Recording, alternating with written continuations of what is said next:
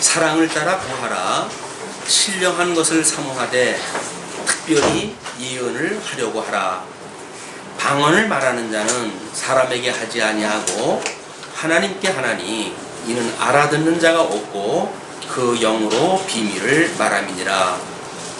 그러나 예언하는 자는 사람에게 말하여 덕을 세우며 권면하며 아니하는 것이요 방언을 말하는 자는 자기의 덕을 세우고 예언하는 자는 교회의 덕을 세우나니 나는 너희가 다 방언 말하기를 원하나 특별히 예언하기를 원하노라. 방언을 말하는 자가 만일 교회의 덕을 세우기 위하여 통역하지 아니하면 예언하는 자만 못하니라. 5절까지 공부하겠습니다. 오늘은 이제 우리 그 은사에 대한 그런 그 이야기로 됩니다.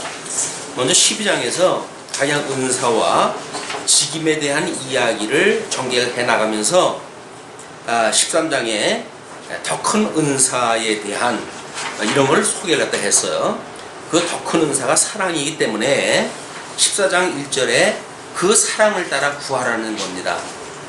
그리고 신령한 것을 사모하되 특별히 예언을 하려고 하라.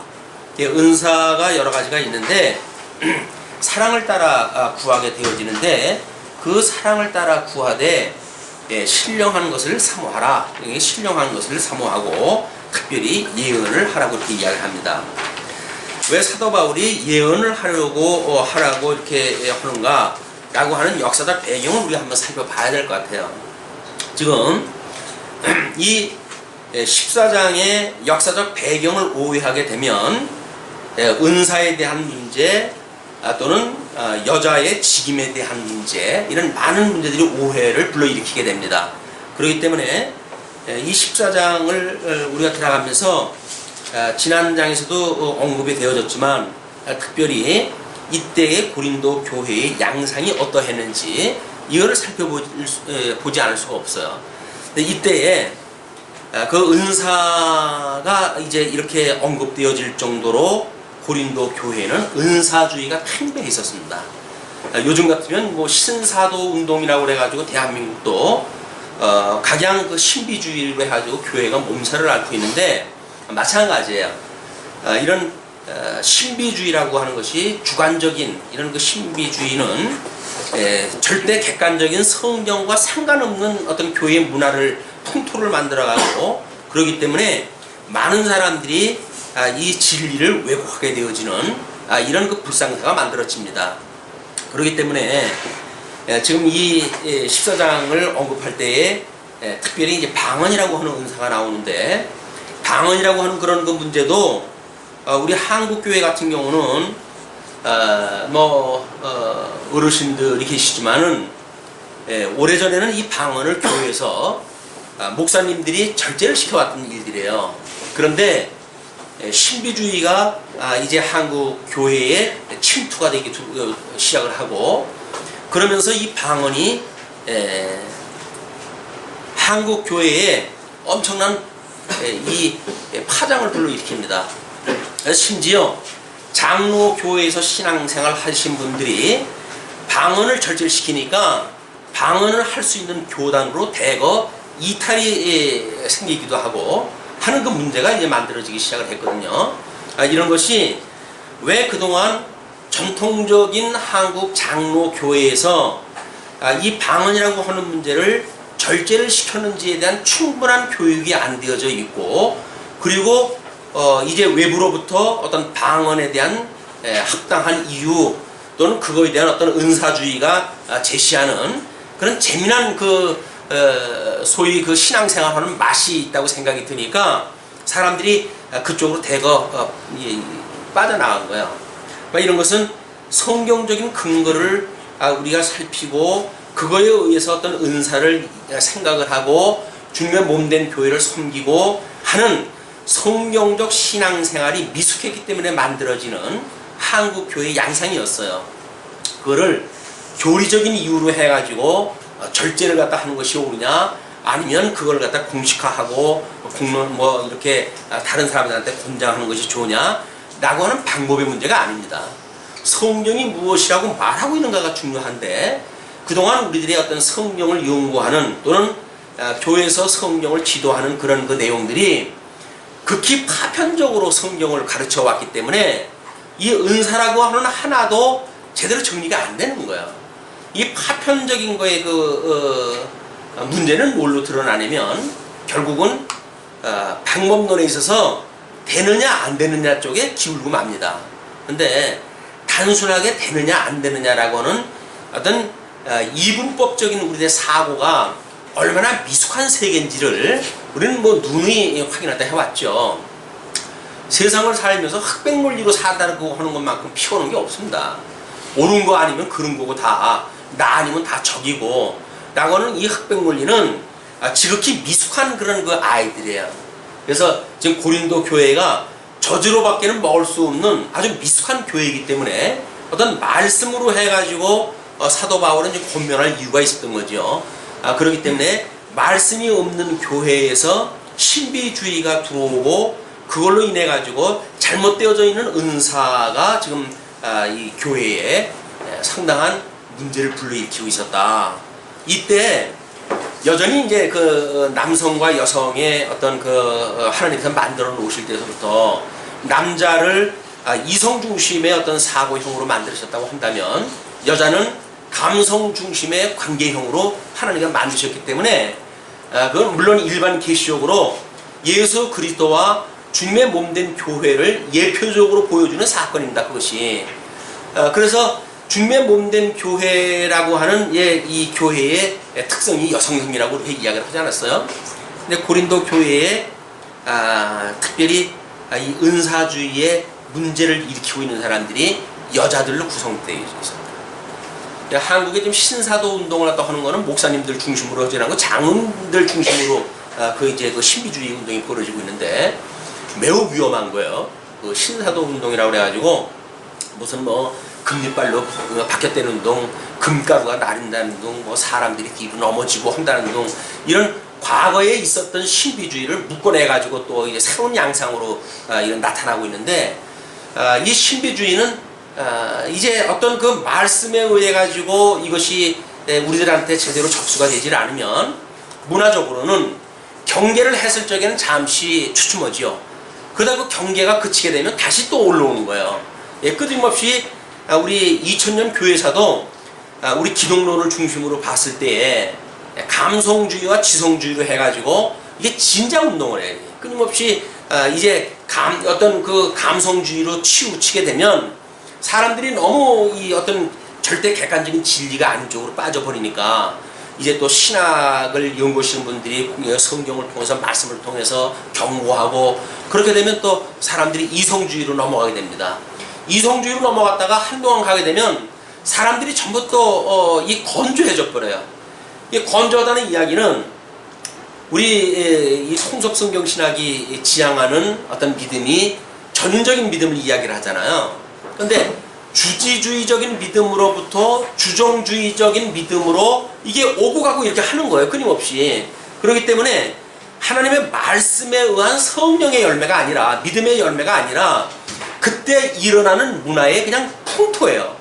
그 풍토에 제대로 적응을 하게 되면 믿음이 좋은 줄 착각을 하게 되어지니까 그거는 구원하고도 아무 상관이 없는 그런 그 신앙생활을 하는 것이 주님의 몸된 교회의 아픔인 거예요. 이게 말씀으로 해가지고 일용할 양식으로 살아가야 될 성도들이 그냥 어떤 객관적인 근거가 없는 일반적인 문화에 그런 그 아류에 우리가 빠져가지고 결국은 어떤 그 신앙생활에 하나님 앞에 우리가 그 경외함을 배우고 하나님을 경외하는 것이 인생의 본분으로 우리가 깨달아가는 것이 인생의 본분인데 그럼에도 불구하고 그냥 그때 당시의 문화가 감성주의면 감성주의를 쓸렸다가 또는 뭐 지성주의면 지성주의를 쓸렸다가 그냥 이리저리 바람에 날리는 그냥 그 어떤 갈대와 같은 거예요. 그러니까 말씀의 어떤 반석 위에 우리가 이 집을 지고 살아가는 것이 아니라 세상이 우리나라에 미혹하는 미혹의 영에 빠져 있는 것이 교회라고 하는 곳에서 벌어지고 있는 잘못되어져 있는 그 기독교 문화입니다. 그러니까 교회라고 하는 것이 주님의 몸된 교회임에도 불구하고 성경적이지 않은 문화가 교회에 있을 수 있다는 거예요. 그걸 경계하지 않으면 안 되기 때문에 사도 바울은 14장에서 제법 긴 그 성경입니다. 그 내용을 통해 가지고 고린도 교회에 지금 그거를 지금 경고를 하고 있는 거거든요.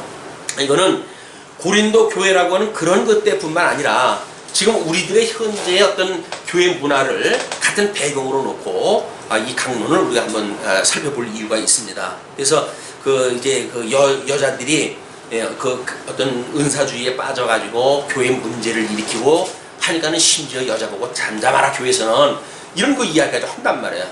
근데 이 성경을 또 문자적으로 이해하는 사람들은 사도 바울이 여자는 교회에서 잠잠하라고 그랬다 라고 하는 성경 구절을 갖다가 마치 어떤 성경에서 남녀의 평등을 부정하는 것처럼 이렇게 이야기가 되어져 가지고 그래서 여자들은 한국 교회에 뭐 120년 가까이 되는데도 불구하고 여자분들한테 안수 문제가 언급되어진 것이 얼마 안 돼요. 왜냐하면 그런 어떤 기득권을 가지고 고정관념을 가지고 있게 되면 그걸 쉽게 놓지는 않습니다. 집에서 이 뭐 부인한테 바가지 끌리는 것도 힘든데 교회 와가지고 안수 줘가지고 맘먹자고 그러면 안 될 거 아니에요. 그러니까 그걸 그냥 찍어 누르는 방법은 안수 자체를 안 하는 거예요. 왜? 성경의 여자는 잠잠하라고 그러지 않느냐. 여자가 감히 어떻게 안수를 받아가지고 남자고 대등한 역할을 갖다 할 수 있느냐 라고 하는 이야기가 지금까지 유지가 되어져 오는 거예요. 그나마 이제 어떤 그 좀 개혁적인 사람들은 그건 아니다. 여건이 신장이 되어져 가지고 그런데 있을 수가 없다 라고 해가지고 자유주의 쪽의 어떤 그런 그 신학을 가지고 계신 분들은 여자 안수를 다 하지요. 근데 그건 어떤 성경적인 근거가 아니라 자유적인 그런 그 신학 사조에 의해서 만들어지는 또 다른 그 형식이란 말이에요. 이거를 어떻게 성경적인 근거를 우리가 확실하게 붙들고 여자들도 성경에서 어떤 차별을 준 것이 아니라 종속적 개념으로 차별을 준 것이 아니라 기능적으로 이것을 역할을 나누는 거로구나 라고 하는 개념을 깨달아야 우리 11장에서도 그걸 공부를 했잖아요. 남자가 여자로부터 나왔다고 하지만 그 여자가 남자로부터 나오고 남자가 여자로부터 나왔다. 그러니까 여자와 남자가 어떤 주종관계가 아니라고 하는 것을 이미 앞에서 밝혔단 말이에요. 그런데 지금 고린도서라고 하는 거는 한편의 편지 아닙니까? 그럼 11장에서 만약에 그런 이야기를 한 것은 14장에 와가지고 벼랑간 번복될 리가 없잖아요. 그냥 성경을 부분으로 보게 되면 아니 사도 바울이라고 하는 사도가 한 교회에 같은 상황을 놓고 편지로 해가지고 한 권의 편지를 보냈는데 그거를 여길 잘라가지고 자기 필요한 대로 써먹고 여길 잘라가지고 저기 필요한 대로 써먹고 이렇게 말하는 건 안 되잖아요. 근데 이게 1장부터 16장까지 우리가 한꺼번에 읽어봤으면 얼마나 좋겠어요. 그러나 강론이라고 하는 특성상 그래도 저는 속도를 내가지고 하루에 한 장 정도 좀 나가지 이거를 두세 절 읽고 만약에 하루를 보내고 일주일을 보내게 되면 성경 전체가 뭘 말하는지 알 수가 없어요. 우리 통속성경 개론이라고 하는 거는 지금 성경 66권을 한 권으로 보자고 하는 이야기인데 한 권은커녕 이 고린도전서 그 한 권에서도 이게 어떤 통일성이 없는 이야기를 한다면 말이 안 되죠. 그냥 그런 전체적인 논리를 가지시고 우리 성경을 살펴봐야 된다. 이것이 성경을 통전적으로 이해해야 될 그런 그 충분한 이유가 거기 있는 겁니다. 이걸 모르게 되면 사람들은 그냥 교회에 답습되어져 오든 그것이 잘된 거든 못된 거든 자기가 그냥 그 문화에 젖어 있는 대로 살아갈 수밖에 없어요. 왜? 자기 확실한 근거가 없으니까. 이런 그 문제는 특히 2013년 대한민국의 여자 대통령이 지금 나왔는데 이거를 교회에서 이게 어떤 남전여비적인 그런 그 사고를 가지고 성경을 이해한다는 것은 너무 비극입니다. 비극이에요. 그래서 이걸 좀 더 객관적인 근거를 가지고 우리가 성경을 들여다봐서 정말 우리 여자나 남자가 우리 뭐 언젠가 제 주례할 때도 그런 이야기를 했지만 뭐 하늘천 따지를 이야기를 하니까 천지를 갖다 이야기를 하니까 남자는 하늘 여자는 땅 그러니까는 그 남편이 하는 이야기가 땅이 어디 감히 이 하늘인 남편한테 대드느냐 라고 이야기를 갖다 해가지고 발못에 찍어 누르려고 그러거든요. 그게 남존여비예요. 천자문에서도 그게 한 것이 아니라 하늘은 검고 땅은 누르다고 하는 상태를 이야기한 거지, 천지라고 하는 것이 높고 낮음에 대한 수직관계를 지금 이야기한 게 아니잖아요. 그냥 천자문의 기초도 모르는 사람들이 그걸 가지고 남자는 하늘이고 땅은 여자는 땅이라고 하는 웃지 못할 그런 그 이야기를 한단 말이에요. 이런 그 문제로부터 우리가 좀 자유로워져야 남녀의 평등을 우리가 이야기할 수가 있고, 주의 이 놀라운 사역을 우리가 해가는데, 진리를 지키는 데 있어서 남녀의 구분이 어디 있습니까 지금. 그냥 이 진리를 지키는 어떤 사역을 감당하는데 좀 더 자유롭고 성경적인 근거에 의해 가지고 잠재되어져 있는 어떤 여성의 그런 은사를 양성화할 필요가 있다라고 하는 것이 강론전에 제가 미리 전지를 해드린 말씀이에요. 결론이 이미 다 된 겁니다. 그런데 그걸로 이 성경적인 본문을 가지고 한번 확인을 해볼 겁니다. 그렇기 때문에 이제 그 2절에 이렇게 이야기를 해요. 방언을 말하는 자는 사람에게 하지 아니하고 하나님께 하나니 이는 알아듣는 자가 없고 그 영으로 비밀을 말함이니라. 그러니까 사도 바울은 사도로서 이 방언에 대해서 아주 능통한 사람이에요. 그러니까 어떤 이방 사람들이 말하고 있는 그런 이방 나라의 방언을 포함한, 아니면 교회에서 일어난 특수한 현상의 방언까지도 사도 바울은 다 설립한 사람이기 때문에 사도로서 지금 이 글을, 권면의 글을 쓰고 있는 거죠. 그런데 방언을 이때 말하는 사람, 이 말할 때 지금 고린도 교회에서 있었던 방언은 사람들이 알아듣지 못하는 방언인 거예요. 그러나 오순절세에 있었던 방언은 사도들이 이 성령의 감동을 받으니까 방언을 하기 시작을 했는데, 그 세상 곳곳에서 온 사람들이 전부 자국으로 그 이야기를 듣잖아요. 그러니까 오순절 때 오셔가지고, 성령이 오셔가지고 나타났던 방언과 지금 고린도 교회에서 나타나는 방언은 이미 방언의 종류가 다른 거예요. 그러나 이런 우리가 복음을 깨달을 때 늘 이런 그 문제가 있죠. 우리 이제 이 전제는 또 한번 적어봅니다. 지식의 이 지식의 풍요함으로 주님의 교회가 견고하게 되어진다.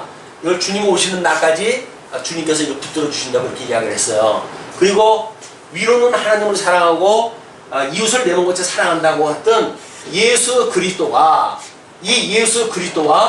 이 주님의 몸된 교회를 교제케 한다, 이렇게 이야기를 한 겁니다. 그러니까 우리 주님의 몸된 교회에서 교제는 이 예수 그리스도, 생명의 양시 되시는 이분으로부터의 우리가 교제를 이야기하는 거죠, 근본적으로는. 그래서 예수님하고 우리가 이렇게 연합이 되어져 있어야 하나님하고도 화해가 되어지고, 이웃과도, 왜냐면 예수 그리스도와 영접을 되어져 있는 A라고 하는 사람과 이 사람을 영접을 갖다 했다고 하는 B라고 하는 사람과 같은 예수 그리스도 한 몸이 되어졌으니까 이것이 교제가 가능한 거란 말이에요. 그러니까 예수 그리스도가 본령 구역 성경에 언약되어진 대로 위로는 하나님을 사랑하고 이웃을 내 몸같이 사랑하는 분은 예수님 한 분밖에 안 계신 거죠. 그러나 이분의 의로 말미암아 구원을 받은 우리들이니까 우리들은 예수 그리스도를 믿는 믿음으로 구원받은 사람들의 이 교제가 지금 이루어진다, 그 이야기입니다. 이런데 여기에는 지금 예언이라고 하는 은사를 하는 사람이 있고, 방언이라고 하는 은사를 하는 사람이 있어요. 이렇게 되어졌을 때 이런 그 상황을 놓고 이야기를 하는 거죠. 방언을 말하는 사람한테 이때 이 방언을 말하는데, 오순절 때 있었던 그 상황과는 다르게 이때 이 방언은 사람들이 알아듣지를 못합니다. 그냥 사람들이 알아듣지 못하는 방언을 지금 이 사람들은 하는 거예요. 그런데 지금도 마찬가지입니다. 한국에서 뭐 소위 신비주의, 은사주의에서 이야기하는 방언들은 사람들이 알아듣는 방언이 아니에요. 뭐 방언 은사, 이 방언을 통역을 한다나 뭐 헐지 않은지 않다는 모르겠어요. 그 사람들이 무슨 이건 독일, 중국 방언이니 무슨 일본 방언이니 뭐 이래가지고 해석을 갖다 해주는 것 뿐인데, 그것이 맞는지 안 맞는지는 아마 여러 가지 그 어떤 증거에 의해서 드러나지요. 왜냐면 방언의 이야기를 녹음을 갖다 해가지고 쭉 들어보게 되면 그냥 똑같은 이야기의 반복이에요. 어떤 이런 이야기를 쭉 해가는 것이 아니라 1시간 동안 방언을 갖다 해도 반복되어지는 그런 이야기들로 되어져 보통 있거든요. 그렇기 때문에 그걸 가지고 우리가 그 방언으로 기도를 갖다 해야 1시간이고 2시고 철야 기도를 갖다 할 수가 있다고 그렇게 이야기를 하죠. 왜? 자기도 못 알아듣는 거니까. 그냥 쏴라쏴라 대면 되는 거니까. 근데 우리나라 말로 방언을 갖다 하게 되면 자기가 해도 얼마 하면 할 게 없잖아요. 그렇게 하나님의 뜻에 대해서 자기 사랑이 많아가지고 많은 사람들의 기도거리를 가지고 있다고 몇 시간을 두고 기도하다 하겠어요. 기도거리가 없는 거예요. 그러니까 기도거리가 없는 사람들한테 철야 기도를 시키려니까 교회에서는 무슨 기도를 갖다 해라? 방언 기도를 갖다 하라는 거예요. 그럼 자기도 무슨 얘기인지 모르고 계속 반복해서 하는 거예요. 그거는 하나님 앞에 드리는 지금 고린도 교회에서 있었던 그 방언하고도 또 다른 방언이 현대에 있는 그런 그 방언은. 자,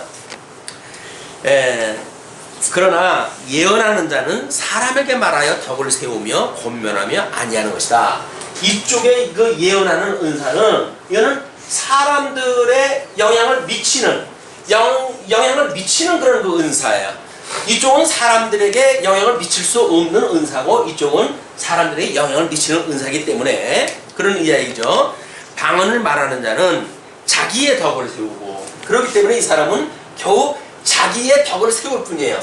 그러나 이 예언하는 사람들은 교회의 덕을 세운다고 이렇게 이야기한다. 저 구분을 해주는 거예요. 그러면서 나는 너희가 다 방언 말하기를 원하나. 왜? 자기 덕을 세우니까.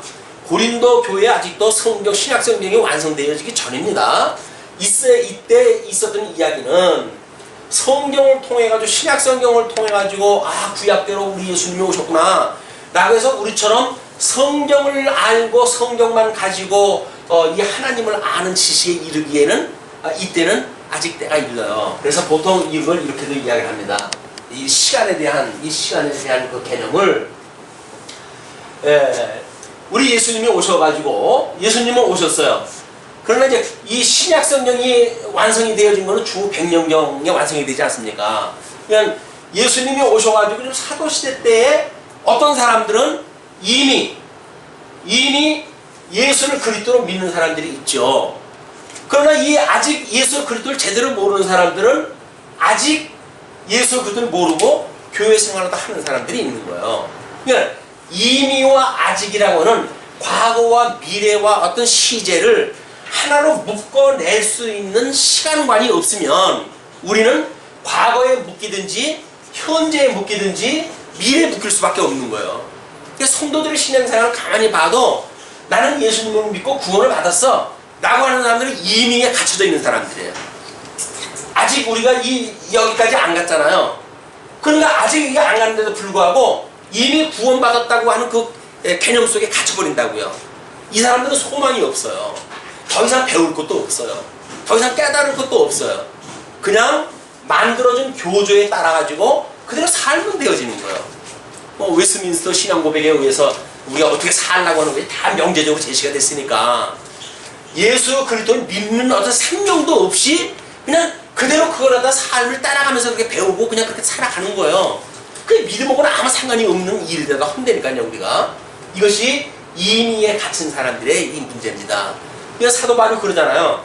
나는 이걸 이루었다 함도 아니요 온전함을 이루었다 함이 아니다. 이렇게 이야기하는 건 뭐예요? 아직도 우리 주님 앞에 갈 때까지 내가 남아있는 일이 있다는 거 아닙니까? 그래야 미래에 대한 우리들의 어떤 그런 더 뜨거운 감정을 가지고 말씀도 공부하고 이럴 수가 있지. 조금 공부를 하다 해가지고 알게 되면 이미 끝났어. 그 다음에 공부 안 해요. 왜? 이미 다 배웠는데 이미 다 알고 있는데. 사도 바울이 하는 이야기 뭡니까? 안다고? 그건 난 모르는 거야. 그 이야기예요. 안다고 하면 모르는 거다. 그 이야기예요. 아직도 우리가 안 이루어졌기 때문에 끊임없이 하나님의 은혜를 구하고 이 성령의 감동을 구하고 그러고 살아가는 것이 성도들인데 이미 받았다, 끝났다, 섰다 이렇게 되어지면 망할까 조심하라는 것이 사도 바울 경고예요. 근데 우리는 이 이미에 갇히게 되면 자기는 이미 섰어요. 다 알고 있어요. 그러니까 위안도 없어요. 이제는 선생도 필요 없어. 다 아는데 그러니까 막가파 인생들이 돼버리는 거예요. 그러나 아직이라고 하는 것에 또 갇힌 사람들은 이 사람들은 또 구원을 아직도 못 받았다고 해가지고 맨날 울고 불고 이러고 또 살아가네. 그러니까 이 이미와 아직이라고 하는 거를 통섭할 수 있는 능력이 없으면, 하나로 묶어낼 수 있는 능력이 없으면 우리는 어떤 한 부분에 갇힐 수밖에 없다. 그럼 우리는 이미 과거를 해석을 했다 하고 현재를 제대로 우리가 파악이 되어지고 미래를 예측하는 것이 지금 우리들이 보고 있는 역사관 아닙니까? 이런 역사관을 가지고 이런 그 은사도 우리가 이해하다 해야지, 이때 있었던 어떤 고린도 교회에 지금서부터 2000년에 있었던 사건, 그런 역사적 해석이 없이, 이 역사적 해석이 없이 문자적 해석에 머물게 되면, 그러면 우리는 이 아직도라고 하는 이 역사적 배경에 이룰 수가 없고 이미라고 하는 문자적에 그냥 갇힐 수밖에 없는 거예요. 무슨 이 개념인지 아시겠죠? 오늘이 상당히 지금 일 바쁜 날이거든요. 큰일 났네. 자, 그런 6절입니다. 아니죠, 5절. 나는 너희가 다 방언 말하기를 원하나 특별히 예언하기를 원하노라. 방언을 말하는 자가 만일 교회의 덕을 세우기 위하여 통역하지 아니하면 예언하는 자만 못하니라. 이쪽에 이 방언을 갖다 하는 사람들은 사람이 알아들을 수가 없으니까 이 문제를 해결할 수 있는 것이 있어요. 그 조건이 뭐냐면, 이 조건인 방언을 사람들이 알아들을 수가 없으니까 방언을 할 수 있는 조건이 뭡니까? 이 방언을 통역할 수 있는 사람이 있었을 때 라고 하는 조건이 붙어요. 이 조건이 있으면 해라 말이에요. 왜? 통역할 수가 있으니까. 그래서 자기의 덕만 세우는 것이 아니라 교회의 덕을 세우는 일이 있을 수 있으니까 그냥 해라, 그런 그 이야기죠. 여기서 이 조건이라고 하는 거에 우리가 조금 관심을 가지고 이제 봐나가세요. 그런즉 형제들아, 내가 너희에게 나아가서 방언을 말하고 계시나 지식이나 예언이나 가르치는 것이나 말하지 아니하면 너에게 무엇이 유익하리요? 편지도 마찬가지지만 고린도 교회에 가가지고 2일권 동안 이야기했다 했는데, 그 사람들이 지금 사도 바울은 유대 사람 출신이니까 히브리어도 할 수가 있고 헬라어도 할 수가 있잖아요. 근데 이때 고린도 교회는 헬라의 영향권이 있으니까 만약에 헬라어로만 한다고 싶다, 헬라어 아는 사람들이에요. 그 사람들한테 히브리어로 해가지고는 알아들을 수가 없잖아요. 그런 그 문제를 지금 이야기를 하는 겁니다. 그러면서 혹 저나 검은고와 같이 생명 없는 것이 소리를 낼 때에, 저라고 하는 거는 지금 어떤 관악기에 대한 이런 그 총칭을 이야기로 하면 되겠고, 검은고는 현악기의 어떤 대표로 해서 총칭을 이야기로 하면 되겠죠. 와 같이 생명 없는 것이 소리를 낼 때에, 그건 무생물 아니에요. 그냥 조율만 할 수 있게끔 해놓은 거지. 그런 것들이 소리를 낼 때에 그 음의 분별을 내지 아니하면 저부는 것인지 검은고 타는 것인지 어찌 알게 되리요. 높낮이라고 하는 음악의 3대 요소가 이제 그런 것이 있잖아요. 이제 그런 음낮이 이런 것들에 어떤 표현이 없다고 한다면 그것이 검은고를 타는 건지 저를 부는 건지 어떻게 알겠느냐, 그런 그 이야기죠. 만일 그랬을 때 만일 나팔이 분명치 못한 소리를 내면 누가 전쟁을 예비하리요. 그래서 이때 이 진리라고 하는 예수 그리스도 이 진리가 지식이 경고했을 때 이것이 우리 주님 오신 날까지 가는데, 이걸 끊임없이 지금 음부의 권세가 이걸 무너뜨리려고 그러잖아요. 주님의 몸된 교회를 무너뜨리는 제일 좋은 방법은 하나님의 말씀을 왜곡시키는 일입니다. 하나님의 말씀을 왜곡시키게 되면 진리에서 벗어나 버리니까 이 사람들은 예수 그리스도와 상관없는 이 신앙생활을 하는 거예요. 그냥 사단이 제일 주님의 몸된 교회를 공격하는 거는 진리에 대한 것을 변기시키는 거예요. 그냥 지금도 만약에 어떤 성경 진리를 우리는 그 보수주의에서는 1.1핵이라도 더하거나 감할 수 없는 완전 무결한 하나님의 말씀이라고 이야기를 하잖아요. 많은 교회가 이미 그걸 포기를 했어요.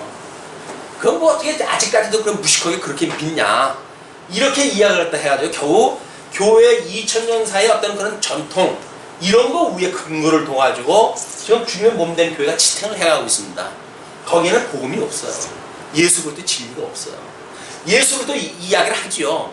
그러나 이분은 우리들의 어떤 따라가야 될 목표물이 돼버리지, 이분하고 한 몸을 이루었다고 하는 관계는 이미 없어지고 만 거예요. 이분을 믿는다는 이야기는 이분과 내가 지금 한 몸이 되었다고 하는 걸 우리 믿는 거 아니에요? 그분들은 이분이 타자예요. 그분이 모델이에요. 그러니까 우리는 그분을 닮아가야 돼. 따라가야 돼. 열심히. 그분을 따라가는 것이 구원이라고 믿는단 말이에요. 그게 이제 구원이 아닌 거예요. 구원이라고 하는 건 이분은 한 몸을 이루는 거예요. 그래서 이 생명이 우리에게 연결이 되어져야 같은 생명이지. 이분을 따라만 가면 뭐래요? 멀리 뭐 우리 선생님이라고 놓고 그래서 뭐 내가 예수라면 뭐 이런 것들이 전부 자유주의자들이 쓴 책들입니다. 경계해야 될 일이지만 복음의 내용이 부족한 분들한테는 경계해야 될 이야기예요. 그러나 우리 내용을 알게 되면 그 사람들이 도대체 무슨 얘기를 했다고 하는지 이거 볼만은 하죠. 성경을 모르면 사람들이 이렇게도 살아갈 수가 있구나. 그냥 소위 백과사전에서 예수님에 대하여 4대 성인 중에 하나로 소개가 되잖아요. 그거는 성경에서 말하는 진리가 아니라 일반 백과사전에서 이야기하고 있는 기독관이란 말이에요. 예수님이 누군가 4대 성인 중에 하나로 보니까 그러니까 종교다원주의가 만들어지고 뭐 비교 종교학이 나오고 하는 그런 그 문제는 기독교를 절대화로 하는 그런 그 믿음이 없는 사람들의 이야기란 말이에요. 지금 엄청난 이 태풍 앞에 촛불같이 있는 입장입니다. 한국이 뭐 천만에서 숫자가 좀 줄어든다고 해가지고 우리가 어떤 그 위기의식을 느끼는데 그 위기가 사람들 줄어드는 거의 위기가 아닌 거예요. 그 사람들이 이 진리를 알고 있는 이것이 없다는 것의 아픔입니다. 진리가 없으니까 숫자 젊은이들이 이 진리에 대하여 뭐 궁금한 것도 없잖아. 알고 싶은 것도 없잖아요. 그거 다 거짓말 같은데 뭐 이미 학교에서 뭐 어떤 창조를 이야기를 하게 되면 완전히 이거 뭐 고대 사람으로 이야기했다 하니까 그래서 이 진화론을 지금 이 대한민국 교과 가정에서 수용하고 있는 한 우리 아이들한테는 그의 2배 정도는 이 창조를 우리가 이야기를 해줘야 돼요. 그런데 학교 교육 5시간씩 5일을 갖다가 한다고 해도 오후 25시간 아닙니까? 교회 학교 시간 1시간 해달라. 도저히 싸움이 안 되는 싸움이에요 지금 아이들한테. 근데 우리는 아무런 문제의식이 없잖아요. 아유 나도 다 그렇게 하다가 뭐 구원 받았어. 어려서부터 뭐 성경 배워야 구원 받냐? 그 이야기는 이미라고 하는데 갇힌 사람의 생각이란 말이에요. 나도 그랬어 너도 그럴 거야 라고 하는 이야기 아니에요? 아니 어떻게 이게 보편적으로 될 수가 있어요. 나의 경험은 나 살아왔을 때 시간의 그 일이고 내 자녀들의 생각은 그 시에는 또 다른 거예요.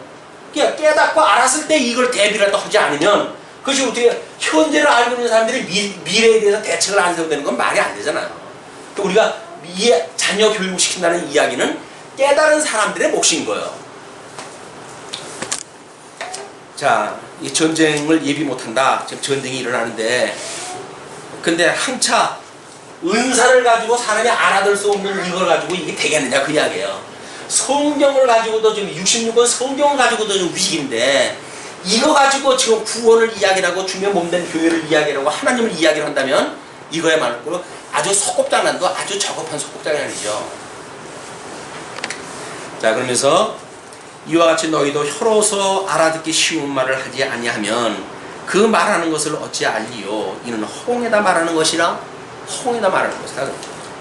세상의 소리의 종류가 이같이 많되 뜻없는 소리는 없나니 그러므로 내가 그 소리의 뜻을 알지 못하면 내가 말하는 자에게 야만이 되고 말하는 자도 내게 야만이 되리니. 자기는 유식하다고 영어로 했는데 한국 사람들이 그 영어를 알아듣지 못했어요. 그럼 결국은 그 사람이 야만이 되는 거예요. 잘난 척을 갖다 해도. 우리 이쪽에 지금 고린도 교회에 있었을 때 헬라 문화라고 하는 것이 지금 팽배해져 있지 않습니까? 이때 이 사람들은 자기네들은 그 헬라의 문화를 제법 익히고 있는 사람들이고 헬라어를 못하는 사람들을 야만인 취급을 하다 했어요. 아니 이 시대에 어떻게 헬라어도 못하는 사람이 있냐 이렇게 이야기하고 이 사람들이 야만이라고 보지만 야만인 입장에서 보게 되면 이 사람들이 야만이죠. 저 인간들 어떻게 알아듣지도 못하는 말을 한다냐? 이렇게 이야기를 한단 말이에요. 자 그러면 너희도 신령한 것을 사모하는 자인즉 신령한 것을 사모하니까 그리고 14장 1절에서 그랬잖아요. 사모하되 신령한 걸 사모하라고 그렇게 이야기를 했으니까 너희가 신령한 것을 사모하는 자인즉 교회의 덕 세우기를 위하여 풍성하기를 구하라. 결국은 이 주님의 몸된 교회의 모든 구성원들은 자기의 유익을 구하는 것이 아니라 사랑은 뭐라 그랬어요? 사랑은 자기의 유익을 구하는 것이 아니라고 그랬잖아요. 그런데 말씀을 어느 정도 깨닫고도 자기 중심적으로밖에 생각을 못한다고 한다면 아직도 애긴 거예요. 자녀는 집안에 무슨 생리 걱정 안 하잖아요. 어른이 아버지가 돈 벌어오고 엄마가 밥 해댈까. 아이들은 그거에 대해서 걱정이 없어요. 그러니까 자기 유익을 구하는 사람은 주님의 몸된 교회에서도 어린애기예요. 어린애기. 어린애기들이 문제를 또 일으키네. 여기다 저기다 똥 싸대기고 뭐 하고 다닐 거 아니에요. 그냥 뭐 깨질 거 여기 거 뭐 맨 깨질 거 이거 돌아다니면서 일거리 만들고. 그냥 말썽을 부리는 아이는 오히려 어린아이가 말썽을 부려요. 어른이 자기 집안을 갖다 왜 무너뜨리겠어요. 아이니까 철딱선이 없이 뭐 그게 무너지면 깨지는지 뭔지도 모르고 일을 갖다 저지르는 것이 똥 싸는 아이들의 이야기라고요. 그러니까 주님의 몸된 교회가 신령한 의미로 보았을 때 문제 일으킨 사람이 누구라는 이야기예요. 아직도 진리가 뭔지를 몰라서 자기 중심적으로 생각을 해가지고 이런 구성원 간의 관계도 모르고 자기 중심적으로 살아가니까 그냥 결국 주님의 몸된 교회가 몸살을 앓게 되어있다. 그러므로 방언을 말하는 자는 통역하기를 기도할지니 내가 만일 방언으로 기도하면 나의 영이 기도하거니와 나의 마음은 열매를 맺히지 못하리라. 방언을 했다 하는데 열매를 못 맺어요. 그러면 어떻게 할꼬? 내가 영으로 기도하고 또 마음으로 기도하며 내가 영으로 찬미하고 또 마음으로 찬미하리라. 우리 잠언서를 공부할 적에 이야기를 했지만 중요한 그런 그 이야기인데 우리가 이걸 영성이라고 그랬고 이걸 지성이라고 그랬고 심성이라고 그랬고 감성이라고 그랬고 이걸 덕성이라고 그렇게 이야기를 했어요. 이걸 우리가 마음이라고 그러지 않았어요? 마음의 3도 요소라고 그렇게 이야기를 했죠. 그래서 이걸 주지주의라고 그랬고 이걸 주정주의라고 그랬고 이걸 주의주의라고 그렇게 이야기를 했어요. 근데 우리는 이 세 가지를 묶어내어지는 전인적인 그런 그 믿음을 이야기를 하는 겁니다. 그런데 히브리의 이 지금 복음을 가리키고 있는 히브리서의 개념의 히브리적인 그 개념은 사실은 우리는 그러잖아요. 머리가 생각을 한다 이렇게 이야기를 하죠. 그런데 잠언서를 공부하다 보니까 뭐예요? 이 생각이 어디서부터 한다고요? 마음이 생각을 갖다 하더라고요. 이게 성경이 말하고 있는 정신이에요. 머리가 무언가를 생각을 하고 머리가 무언가를 뭐 통치하고 이렇게 하는 그거는 이 성경에서 말하고 있는 그것이 아니에요.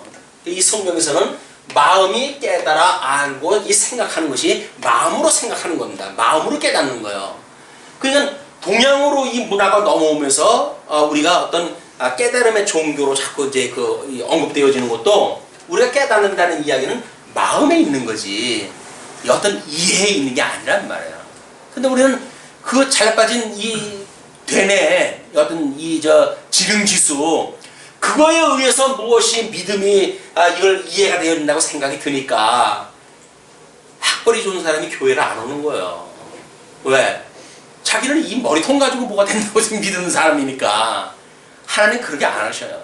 오히려 마음이 하나님의 말씀을 깨닫는 마음을 주었기 때문에 우리 무지렁이 같은 농부라 할지라도 촌부라 할지라도 하나님께서 깨닫는 마음 주시면 깨달아지는 거예요. 이게 하나님의 은혜인 거예요. 그걸 알량한 무슨 두뇌가 뭘 갖다 안다고 해가지고 뭐 세상 먹물좀 알게 되면 성경을 알고 우습게 여기고 하는 그 이야기는 하나님께서 버리려고 이미 작정을 하신 거예요. 그 부유한 자들을 하나님께 제거시키려고.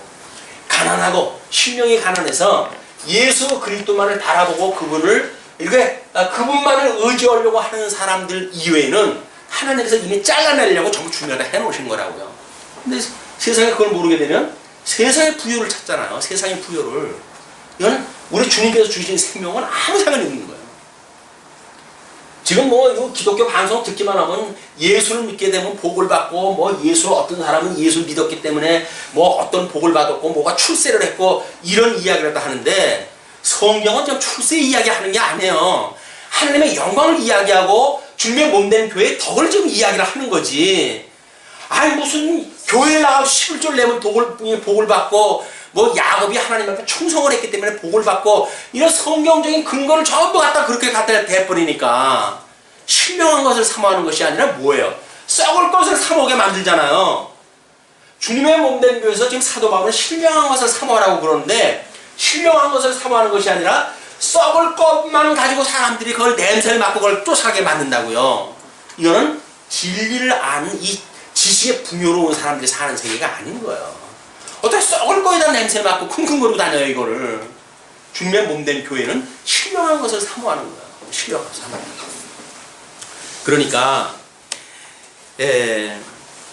그 16절에 그렇지 아니하면 내가 영으로 축복할 때에 무식한 처지에 있는 자가 내가 무슨 말을 하는지 알지 못하고 내 감사에 어찌 아멘하리요. 이건 복을 빌어줬다거나 예수 그리스도가 이 복에 근원 되신 분 아니에요. 이게 복으로부터 이 복으로 오신 분이니까 이 복으로부터 흘러내리는 이 생수를 먹고 마시고 이것을 지금 이웃으로 흘러내리는 사람들이 사랑을 깨달은 사람들 아니에요. 하나님의 사랑을 예수 그리스도를 통해서 깨달은 사람들이 그 복음을 증거하는 증인의 삶이 결국 사랑을 흘러내리는 일이라고요. 그 사랑을 흘러내린다고 하면서 자기의 덕이나 자기의 유익을 추구하고 자기 중심적으로 신앙생활을 하면서 예수를 말하고 복음을 말한다는 이야기는 하나님이 웃을 일이에요. 내가 지금 한 얘기가 그 얘기가 아니다, 얘들아. 내가 한 얘기는 이 신령한 이야기, 하나님의 사랑을 지금 너희들이 체험을 했으니까 그 놀라운 은혜의 사랑을 모르는 사람들한테 전해주는 것이 사랑인데, 그런 사랑은 그냥 자기 중심적으로 해서 살아가고 급급하고 이것이 인생인 줄 알게 되면 이거는 예수 믿으나 마는 거예요. 교회 생활 하나 마는 거예요. 이걸 우리 하나님의 은혜로 깨닫게 되어지면 우리가 지금 이 하나님의 은혜로 이 자리에 앉아 있는 것이 얼마나 큰 행복인지 우리가 안단 말이에요. 17절 너는 감사를 잘하였으나 그러나 다른 사람은 덕세용을 받지 못하리라. 아멘을 못하니까 내가 너희 모든 사람보다 방언을 더 말함으로 하나님께 감사한다. 이때의 방언에 관한 한 모든 신령한 그 방언의 의미를 가장 잘 알고 있는 사람이 사도 바울이겠죠. 사도 바울이 그 방언을 잘 알고 있으니까 좀 이거를 지도를 갖다 할 수가 있는 거예요. 만약에 제가 방언을 못하는 사람이 방언에 대해서 부정적인 표현을 갖다 한다. 그럼 뭐라고 그럴까요? 그걸 듣는 사람들이 헤이 자기는 방언도 안 해봤으면서 그럴 거 알겠어요. 하나님께서 이때를 위해서 저한테도 방언의 경험을 주신지 몰라요. 저는 중국 방언이라고 그러나요? 지금 다 잊어버렸어요. 그 중국 방언을 갖다 했는데 그 중국 방언을 갖다 해가지고 무슨 뜻인지 저도 몰라요. 뭐 입에서 혀가 돌아가는 대로 그냥 발음이 나오는 거니까 사도 바울에 의해서 성령께서 만약에 주신 거라고 한다면 내가 아직도 아직 예수를 제대로 모르는, 그래서 어떤 체험의 경험을 주시기 위해서 아주 무지몽매한 나한테 하는 그런 체험을 주셨다고 한다면 하나님 앞에 영광을 돌리는 기회는 됐었을는지 모르죠. 믿음의 확신을 가졌을지도 모르죠. 그러나 이 성경 말씀을 깨닫고 보니까 내가 잘못했구나 라고 하는 걸 깨닫게 되어진 거예요. 그래서 방언을 버렸어요. 그건 뭐예요? 이미 나는 그것을 이 방언이 말하고자 하는 것보다 더 큰 진리의 본질을 알았으니까 속겁장을 가지고 있던 건 버려야 될 거 아니에요 이제. 그냥 그걸 버린 거라고요. 그래서 이 예수 그리스도를 믿는 이 복음을 가지고 살아가게 되어진 거다. 그런 개념으로 이해가 하시면 좋을 것 같아요. 그러면서 그래서 이렇게 이야기를 합니다. 그 19절에 그러나 교회에서 내가 남을 가르치기 위하여 깨달은 마음으로 5마디 말하는 것이 1만 마디 방언으로 말하는 것보다 나으니라. 이쪽에서 이 알아듣지 못하는 이런 그 말로 해가지고 이 1만이라고 하는 그런 그 1만 마디의 방언을 한다 할지라도 이쪽에서 깨달았던 이 깨달은 말 5마디가 오히려 낫다는 거예요. 왜? 이건 알아들을 수가 있으니까. 그냥 알아들을 수가 없고 그런 그 이야기를 하는 겁니다. 그러면서 그 20절 형제들아 지혜에는 아이가 되지 말고 악에는 어린아이가 되라. 지혜에 장성한 사람이 되라. 이거는 이 사람들이 지혜에 이 하나님을 아는 지식에 부여하고 이 지혜를 깨닫게 되어지고 하는 것에 어른이 되어야 되는데 이 사람들은 지금 상황이 하나님을 아는 지식의 어린아이와 같아서 저주로밖에는 먹을 수가 없는 상황 안에 지금. 그러니까 이 지혜에 장성한 자가 됐으면 좋겠다. 그런 그 이야기를 하는 거죠. 그 다음에 율법에 기록된 바 주께서 가라사대 내가 다른 방언으로 방언하는 자와 다른 입술로 이 백성에게 말할지라도 저희가 오히려 듣지 아니하리라 하였으니 그러므로 21절에 말했던 이 역사적 배경은 아수르에 있는 사람들이 유다에 와가지고 지금 지네 나라 말로 하는 거예요. 이제 그런 그 이야기입니다. 그냥 그 근거를 보았을 적에는 외국어의 그 개념이에요. 외국어의 개념으로 지금 이야기한 겁니다. 그러므로 방언은 믿는 자들을 위하지 않고 믿지 아니하는 자들을 위하는 표적이나 그 사람들이 와가지고 하나님께서 약속하신 대로 지금 침략을 해 들어왔단 말이에요. 그 사람들이 알아듣지 못하는 그 사람들의 말을 듣고 보니까 정말 하나님께서 이렇게 약속한 대로 우리가 침략을 당했네. 그렇게 되니까 이게 하나님의 말씀을 들은 거 아니에요. 이 의미를 깨달은 거 아니에요. 그렇게 표적을 알았음에도 불구하고 그 이야기죠. 방언을 믿는 자들을 위하지 않고 믿지 않는 자들을 위해서 표적이나 예언은 믿지 아니하는 자들을 위하지 않고 믿는 자들을 위함이니. 그래서 이 예언은 믿는 사람들, 이 사람들은 믿지 않는 사람들, 이 불신자들 이 이야기예요. 그러니까 이 불신하는 사람들한테는 어떤 표적적인 의미를 가지고 이걸 다 하지만 이쪽에 이미 교중에 들어와져 있다고 한다면 이 사람은 믿음이 있는 사람들한테 있는 거 아니에요? 그냥 그 사람들한테 주는 거는 예언으로 하는 것은 믿음에 있는 사람들을 위한 것이다 그 얘기죠. 그러면서 23절 그러므로 온 교회가 함께 모여 다 방언으로 말하면 무식한 자들이나 믿지 아니하는 자들이 들어와서 너희를 미쳤다 하지 아니하겠냐. 대단하죠. 그 기도원 같은 데 가가지고 한번 그 방언으로 기도할 시간쯤 되면 대단합니다. 그래서 방언 제일 잘하는 사람들은 앞쪽으로 쫙 몰리고 방언 못하는 사람들은 저 이제 후방에 가가지고 뭐 눈치 보고 앉았고 그 사람 벌쩍벌쩍 뛰고 난리가 나잖아요. 아내의 억지로 끌려가지고 가게 된 사람들이 입장에서 보게 되면 야 이제 예수 잘못 믿어가지고 내 부인이 저러고 신앙생활 할까봐 겁난다 하는 사람들이 그 뒤에 있을 거예요. 그 이야기예요.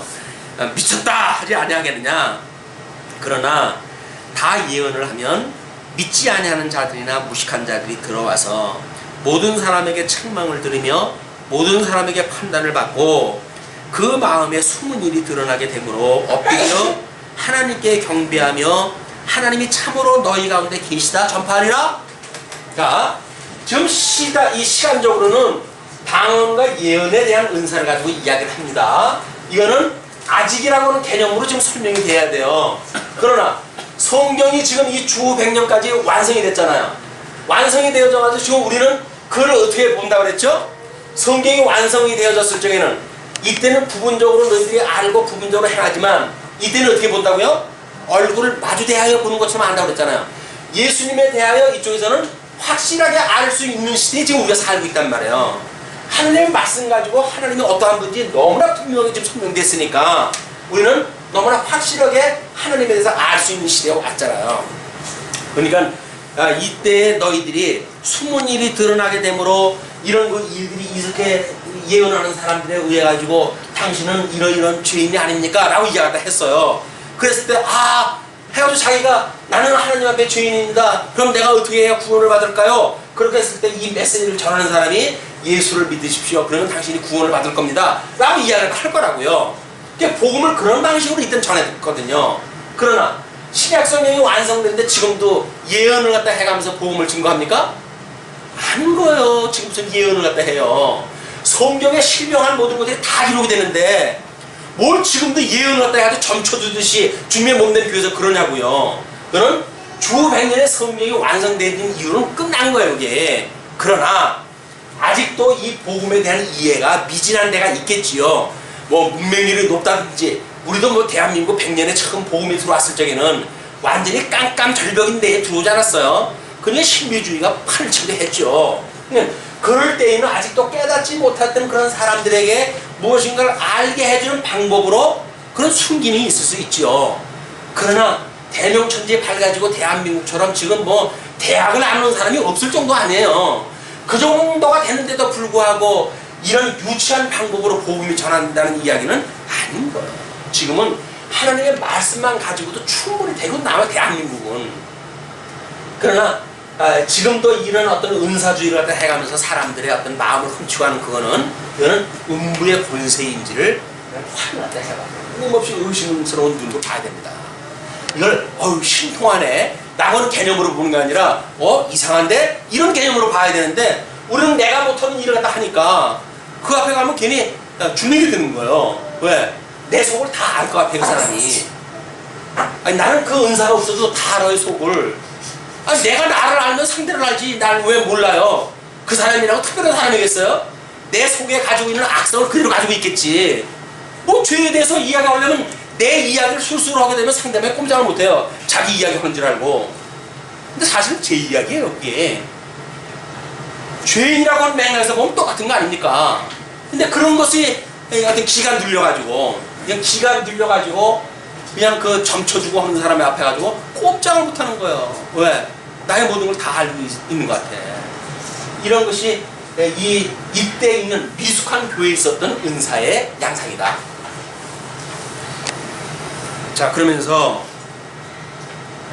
26절 그런즉 형제들아 어찌할꼬 너희가 모일 때에 각각 찬송시도 있으며 가르치는 말씀도 있으며 계시도 있으며 방언도 있으며 통역함도 있나니 모든 것을 덕을 세우기 위하여 하라. 이것이 건덕이라고 그랬어요. 우리가 나타나는 모든 은사의 실현, 이 은사의 실현이라고 하는 건 뭘 위해서 한다? 덕을 세우기 위해서 한단 말이에요. 이게 우리들의 이 육체에서 나오는 모든 은사의 실현은 덕을 위해서 하라 그 이야기예요. 그러면서 만일 누가 방언으로 말하거든 두 사람이나 다불과 세 사람이 차서를 따라하고 한 사람이 통역할 것이요 만일 통역하는 자가 없거든 교회에서는 잠잠하고. 교회에서 잠잠하래요. 이 조건이 여기서 이 차서를 따라서 하게 되어지는데 이 두셋이 그걸 다 하잖아요. 그렇게 이야기를 할 때에 그 이야기죠. 그 통역하는 자가 없으면 잠잠하라 그 이야기예요. 이거 잠잠하라 그랬어요. 이 조건입니다. 통역하는 자가 없으면 잠잠해야 돼요. 그 다음에 예언하는 자는 둘이나 셋이나 말하고 다른 이들은 분별할 것이요 만일 곁에 앉은 다른 이에게 계시가 있거든 먼저 하던 자는 잠잠할지니라. 잠잠하라고 그러죠. 또 어떨 때 잠잠하라고 그래요? 다른 사람한테 계시가 올 때 잠잠하란 말이에요. 이 조건이에요. 이것도 잠잠하라고 하는 것이 은사를 이야기할 적에도 지금 조건이 있을 때 잠잠하라고 그래요. 이쪽에 지금 예언을 할 적에도 두세 명이 예언을 하다가 다른 사람이 예언이 오게 되면 먼저 하던 사람은 잠잠을 해요. 이 조건에 의해서 잠잠하라 그래야 잠잠하라. 자, 그러면서